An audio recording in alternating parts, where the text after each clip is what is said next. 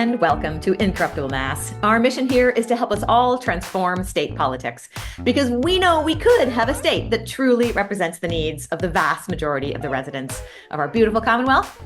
Today, we will be talking about a few different things. Number one, we'll be talking a little bit more about question one, the state auditor question, and kind of giving you guys some more information about what the legislature did.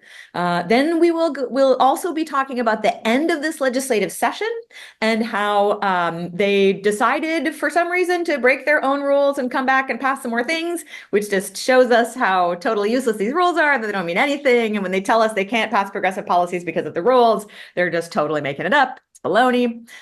We'll specifically talk about the economic development bill and the climate change bill. So before we do, I am going to let my co-hosts introduce themselves, and I will start today with Jonathan.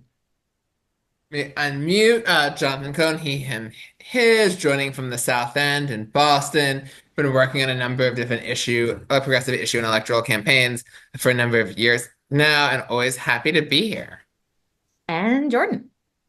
Jordan Burke Powers, he, him, and I live in Worcester, Massachusetts. I'm a longtime political consultant and executive director in Massachusetts. And I'm knee deep in reading the actual law for the economic development bill. Amazing. I am Anna Callahan, she, her, coming at you from Medford. Currently a city councilor, so doing a little more local stuff recently than statewide stuff. But we want to give everyone an update on question one. So last time we kind of gave the impression that it seemed like the state legislature was maybe going to go along with this vote that the people clearly voted very wildly in favor of the state auditor being able to audit the legislature.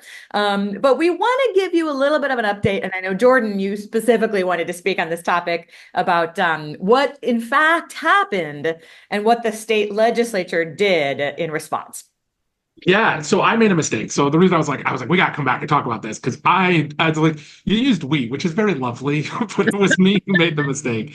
And so I wanted to apologize for not fully comprehending what had occurred. So in the auditor's ballot initiative that passed, it called for an audit of the state legislature, one that is totally legal, should not be controversial, used to happen all the time, stopped happening. They refused to allow it. And the state legislature immediately voted to allow the auditor to pick somebody to audit the legislature. And I was like, great, that sounds great. Maybe they're finally acquiescing. And what I didn't realize is that they were doing that because it specifically says in the bill that the auditor will audit the legislature, which does make much more sense.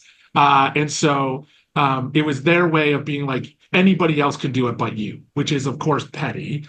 And it just speaks to how broken the system is that every Democrat voted for it, because they think it's a good idea. I can guarantee you not a single one of them could give you a rational reason for that, except pettiness against the auditor for questioning how corrupt and the building is, right? So that's their rationale, is how dare you come to our place and tell us what to do? But there's not a good reason for it.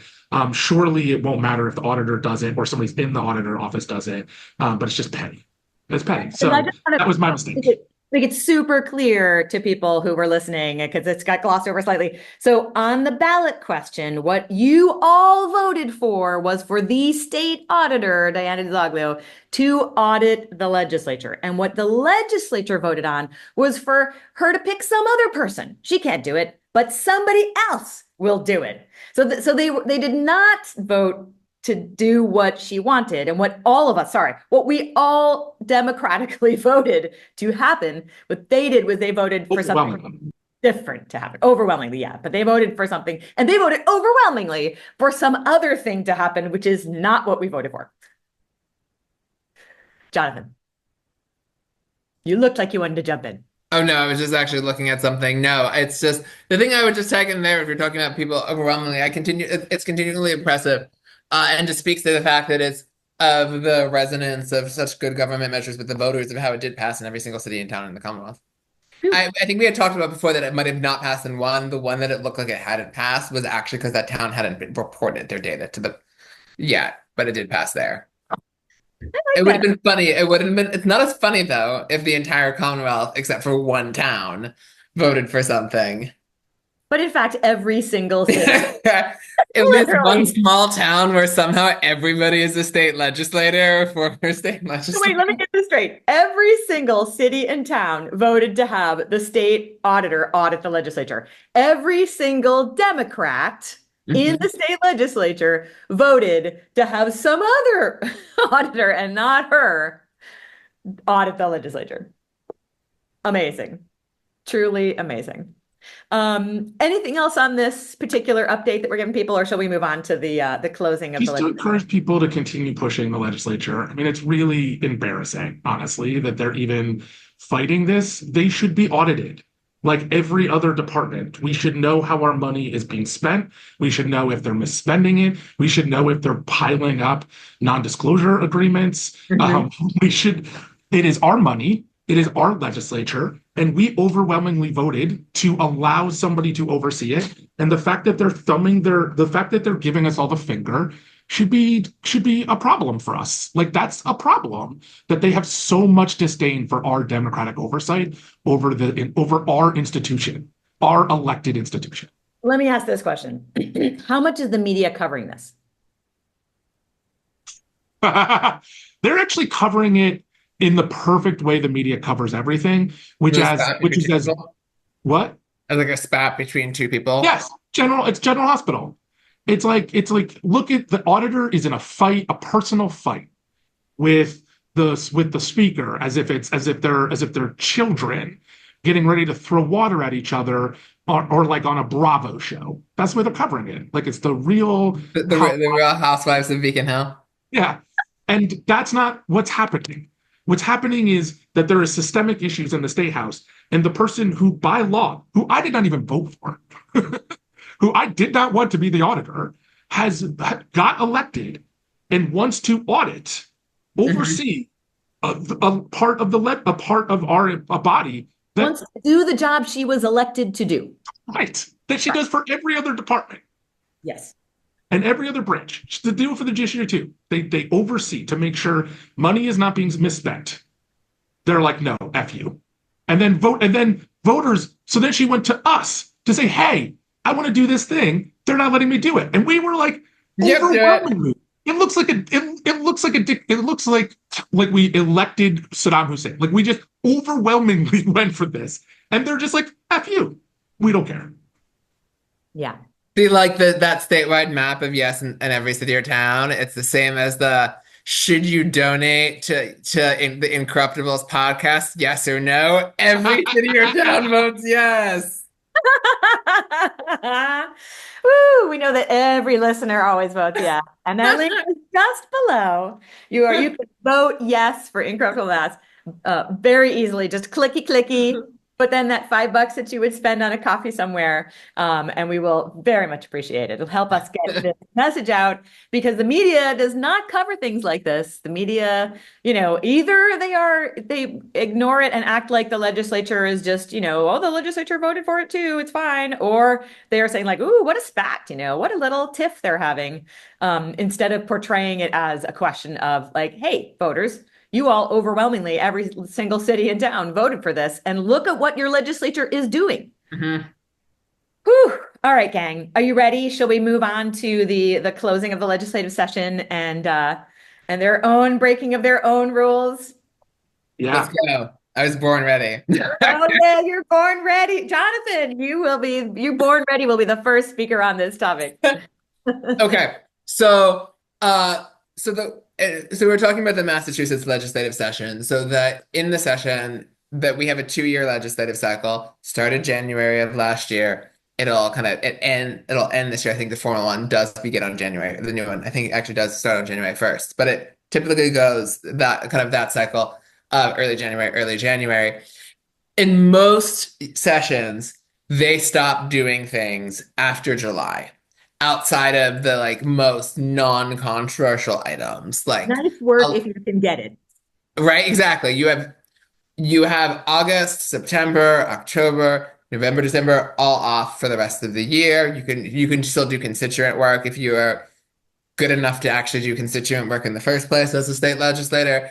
But then beyond that, the actual work of making policy typically dies down with maybe like a few non-controversial things just get through. Because the legislature in that time is in what's called informal session, means that one person shows up, blocks something, it all stops unless they bring people back, and they don't bring people back.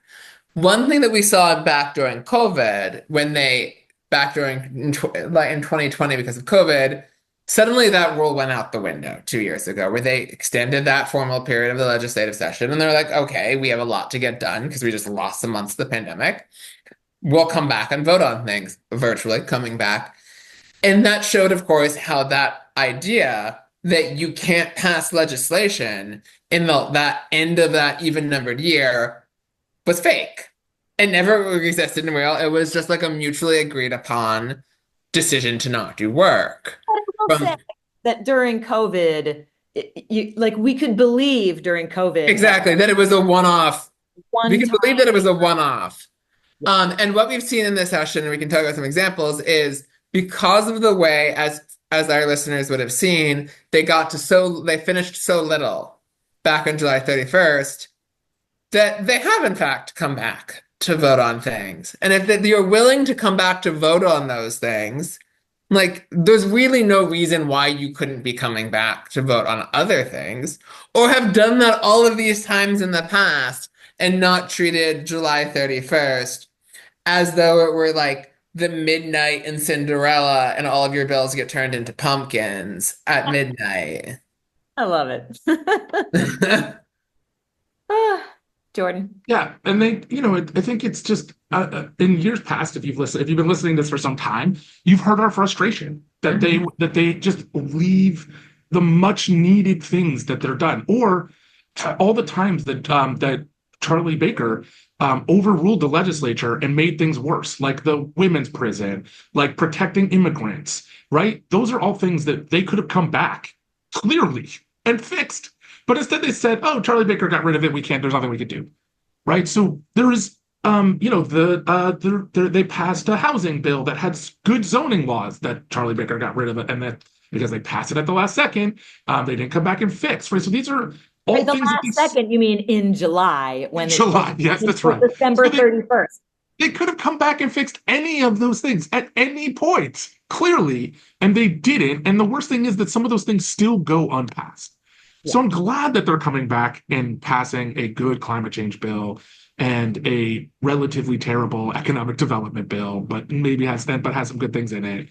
I'm glad that they're doing things. I'm glad that they're not living by this artificial boundary that they set for themselves. And like, what the heck, right? And also speaks again to just how much authoritarianism there is in the legislature that no one has even questioned why they're going back now, and no one has pushed back against going back, and no one has said we should have done this in past years. Like it's all muted, and even the coverage of this, no one's talking about how weird it is that they've never done this before. And everyone's just going around like they only have they're like. The media's coverage of this is like Dory in Finding Nemo. Like it's just like what happened? Oh, just 5-second memory. Like just like did nothing else happen in past years? Like we just like it's just I'm glad, and also like what the heck? It's also I love the last second, 6 months before the last second, right? So they say that it's the last second. Yes. July. It's like, dude, there's 6 months left of your, 5 months, 6 months left of your term. Like, well, how is that the last second? And then the other thing I do want to bring up is this whole, they don't do anything for the last, months and months of their term is only one of the totally ridiculous, stupid rules that prevent our legislature from doing anything useful for us. The entire timeline is invented. The entire timeline where there's only 1 or 2 months that you can submit a bill for consideration for the next 2 years. Like, that's crazy. There's only a certain period of time that they have hearings. There's only a certain period of time that things are in committee. There's only a certain amount of time. This entire timeline is absurd, and it serves no purpose except to make sure that progressive bills do not ever see the light of day. So this isn't the only rule, right, that is serving this purpose, but it is one of the rules that like they could buck at any time. And they don't because it's convenient for them. Jonathan. Oh, I would say that yeah, we've been seeing some other states decide that they need to take some like emergency action with the Trump administration coming in, and like there are so many things that our legislature could pass, Mm. to say that we're going to be kind of standing up early and they're going to wait for everything to be refiled again and then be assigned to a committee and then have a hearing and then suddenly it's September of next year and they still haven't done anything. Yep. Let's talk about the two parts of the two bills that were specifically in this. So there's an economic development bill. Let's do that one. We'll save the climate for last. It's a slightly happier story. Let's go ahead and give people the good news first. Jonathan, do you want to give people like some of the things that were not so bad about this economic Yeah, bill? so there are some good wins in the economic development bill that the legislature passed. So as just a few examples, one of them is that it allows parents to expense childcare to campaign funds, something that advocates have been fighting for a number of years. There are so many different things that you're able to expense to a campaign account. People can expense their tuxedos, they can expense Uber trips, they can expense so many different things. But if you're a candidate running for office and you have a small child, your ability to do the work of a candidate can often depend on somebody who is not you watching your child. And so it is very much so not just merely incidental to the work of campaigning.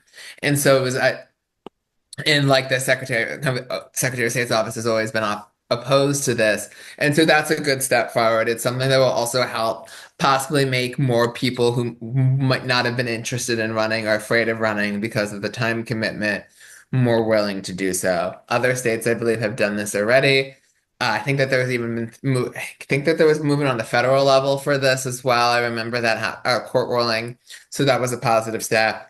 I know that there was language that I believe that the teachers liked around helping to promote diversity amongst the kind of teacher workforce by allowing kind of alternative certification processes knowing that a number of the standardized tests that can be used to become a teacher end up showing racial biases that, as we've shown in the show, can be prevalent from any type of standardized multiple choice tests. Kind of that was a good step moving forward. As an example, again, of like when things pass easily and then get vetoed and then don't come back. There was a bill about strengthening the state's public health infrastructure that Charlie Baker had vetoed, even though like it was unanimous, I think, in both houses. It was like unanimous, and maybe there were a few Republicans. No, but I think it was unanimous, at least close to it. And then because that happened at the end of the session, they were like, "Okay, they didn't do it. Like they didn't do anything." And then so it had to come back, and then it was almost possibly not going to happen again. But it got in the Senate Economic Development Bill. And this thing that very few of any individual legislators say that they opposed has finally become law. One of the other ones that I know folks who had been active on was creating pathways for foreign trained physicians. So somebody who comes over to the US, if you are a doctor in your home country, and you come to the US and you can't be a doctor because it's not transferable. The legislature made it so that that would be an easier system. All right. So there's some of the, I want to say really quickly for the part about childcare, shout out to Becca Glenn, one of the best organizers, Massachusetts, who pushed this law being pushed, and it finally got in. And I just want to say that the only reason we had to do it because the federal government ruled that you could use campaign finance for childcare, and our Secretary of State decided against it because he's a terrible human being, and so they needed to fix something that actually could have been fixed by the Secretary of State's ruling at any time to be in line with the federal government. And, there's mentioned 31 other states, but 31 other states just simply followed the federal government regulation. We decided to be against women, and primarily women who are obviously, unfortunately, because of our patriarchy society, childcare is often left to. And so that was just his decision alone. So you could spend it on tux, you could spend it on baseball teams, you could spend it on traveling to Cuba, but you couldn't spend it on childcare. Right. So like, the fact that he made that designation can only be seen as a clear way of saying that there are certain types of people we don't want in government, and that's women with kids.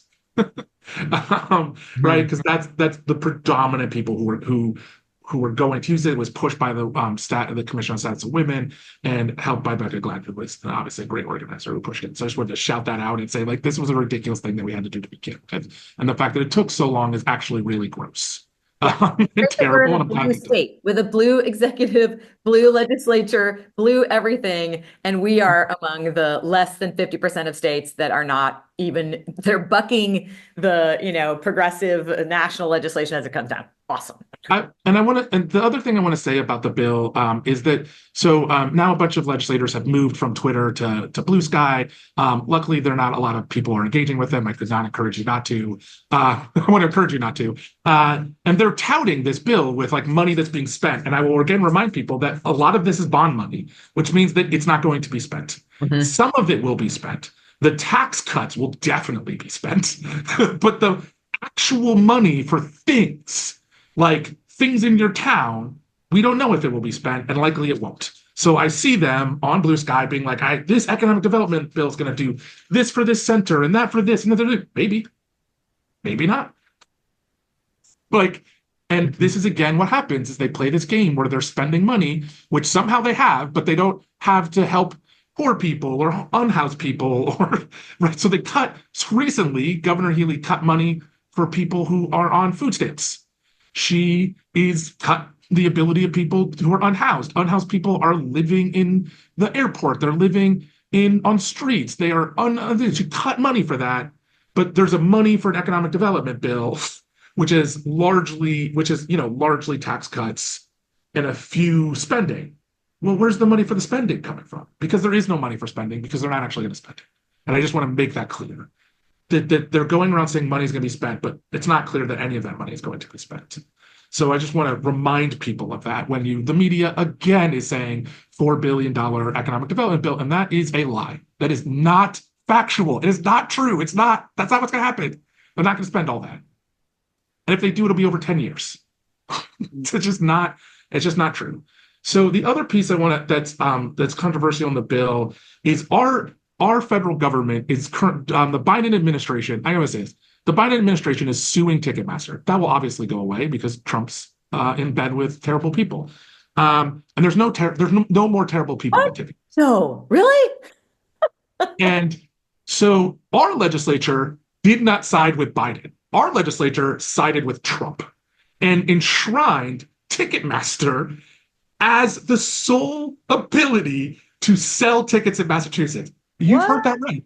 You love Ticketmaster. You love spending money. You love all the extra fees. The Massachusetts Democratic legislature and our Democratic governor has enshrined Ticketmaster as the monopoly to charge you extra money. And the media sends it and say truth in ticketing price. So here's the catch. Ticket sellers, quote, shall not restrict the transferable of a ticket sold unless the terms and conditions of the restriction on transferability are clearly and conspicuously provided to consumers. So Ticketmaster already does this. They can enforce it by state law. That means that if you don't agree to Ticketmaster's terms, they have the right to block the selling of your ticket. If you decide to give it to a friend, to donate it, or sell it on one of these exchanges, Ticketmaster has the right to cancel your ticket and take it back and not give you the money.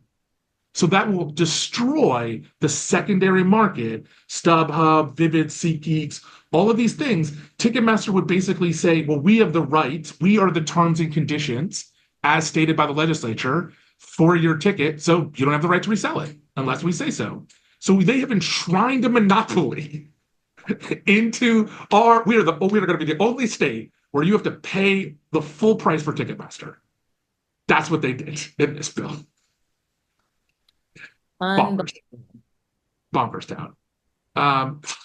Yeah, I just and here's the thing. I don't think most of them know that. I don't think they understand it. I know they didn't read it, right? There's no way they read this bill. So I'm sure they don't know that that's what happened, but that's what they did in this bill. And so I think it's just, yeah, it's one of the many, again.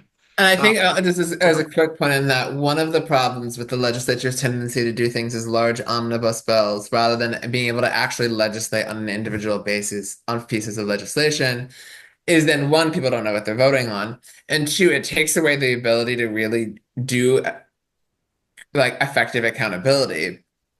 Because if you're voting on this like large package, you can say that you're voting, oh, I was voting for it because X, Y, and Z.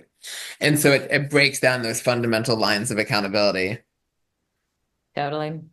And if anyone is listening to this and is like, what do you mean they didn't read the bill? What are you talking about? How could they possibly not know that that was in the bill? Yeah, I recommend you go back to episodes 1, 2, 3, 4, and 5 of this season, which this season is like 60 some odd episodes. We gotta do a new season, my friends, a new season. Maybe we do a new season under the Trump presidency starting in January or something. But go back to 1, 2, 3, 4, and 5.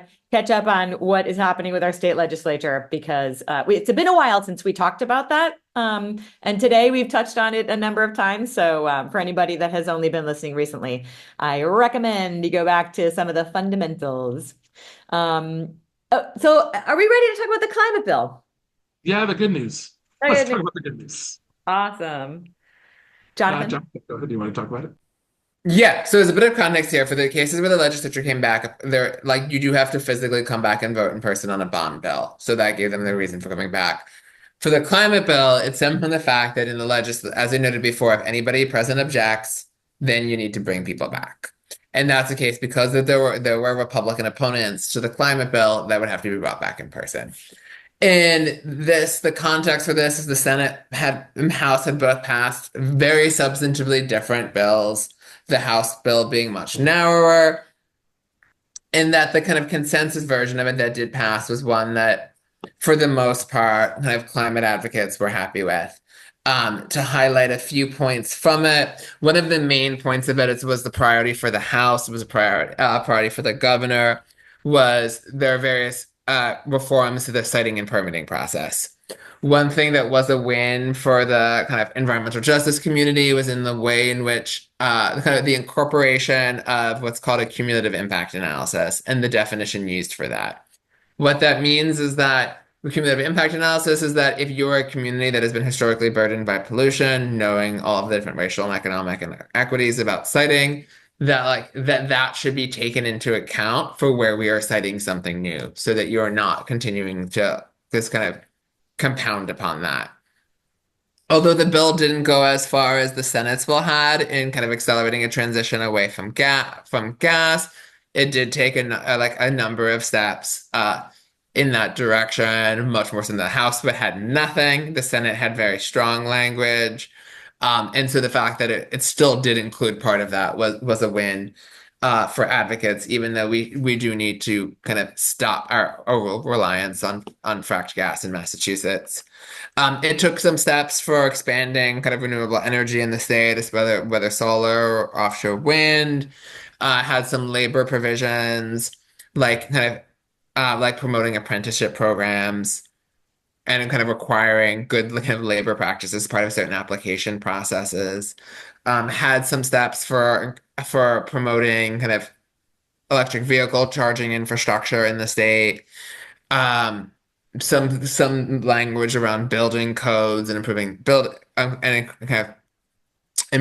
kind of the energy efficiency of buildings. I think that's going to be my quick overview of it so that I don't sound like too into the weeds. But it was something that they did again, like they bundled a lot of different categories into one bill. It was a bill that like overall, like again, the activist community was happy with while acknowledging that there's still so much more that we need to be doing in our state. Yeah. Because like our state has goals that we've set for climate targets. We are not on track to meet them. And so this helps move forward, but there's still a heck of a lot more that we need to do. Yep. Well, I'm glad that they got to that. That's that's good news. Anything else folks want to talk about this week before we go? We're going to be on holiday next week because of Thanksgiving. I just want to shout out Brian Hess in the Commonwealth Beacon for a lot of the information about the Ticketmaster, although there's other places that have also written about it that's really good, but I quoted him directly. So at least give him a shout out for a good article. And he also wrote about it before it passed. And Progressive Mass for reading about what happened with the climate bill and some of the other stuff, and continuing to hold. They held a conversation, so do join Progressive Mass about ways that we can push back and think about and push forward on some of these issues. Awesome, thank you. And one thing I just wanted to quickly chime in with again when we're talking about resources for follow-ups, and I'm saying this, I'm completely forgetting what I was going to say. Credit was just wanted to make sure we talk about the climate bill. I just wanted to give credit to the activists who fought to hold the legislature accountable to passing a bill and to passing a bill that actually contained some of the priorities in it, because the legislature. You can, even if the legislature were filled with people who had all good values, you can never trust them all to do the best things on their own. And we are not so blessed to have a legislature that is 200 all well-intentioned people. And so the work of activists is always critical to making that happen. Absolutely. Thank you so much. Thanks to everybody who's listening. Do forward this all to all your friends. Donate below and have a great Thanksgiving. We will chat with everybody in a couple of weeks. Hey there. Thanks so much for watching us on YouTube. Please like and subscribe. And it would be amazing if you would also subscribe to us on your favorite podcast player. Just look for Incorruptible Massachusetts wherever you listen to podcasts. Thanks so much.